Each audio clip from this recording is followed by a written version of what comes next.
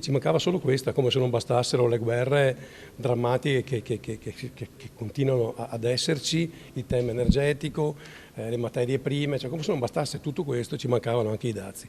Cioè, i grandi colossi economici mondiali dovrebbero essere agevolatori di processi, non appesantire ulteriormente la situazione che non è delle migliori. La congiuntura economica e finanziaria la conoscete tutti, tutto serve tranne che i dazi. A margine della presentazione del nuovo piano di credito regionale a supporto delle imprese venete, l'assessore Marcato ha commentato l'annuncio di Trump sui dazi al 30% per l'Unione Europea. Gli imprenditori per loro natura hanno bisogno di fare investimenti, quindi di pianificare investimenti e avere un'idea di piano industriale.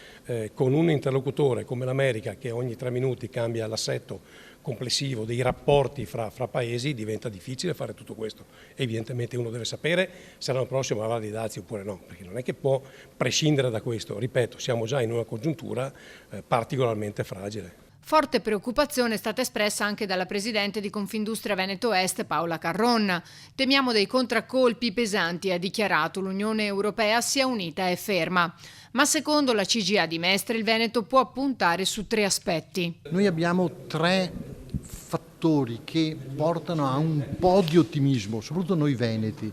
L'Italia e dentro l'Italia in modo particolare il Veneto. Primo, noi abbiamo un elenco prodotti che esportiamo molto lungo, quindi se non va uno va l'altro, questo è un po' il nostro motivo di minimo di ottimismo. Secondo motivo, abbiamo il più lungo elenco di paesi clienti verso i quali esportiamo. Evidentemente se va male o se si rompono gli equilibri con un paese può darsi che troviamo spazio in un altro.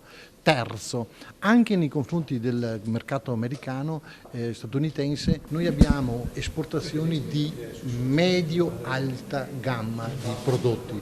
Significa che i clienti nostri negli Stati Uniti sono in grado di spendere.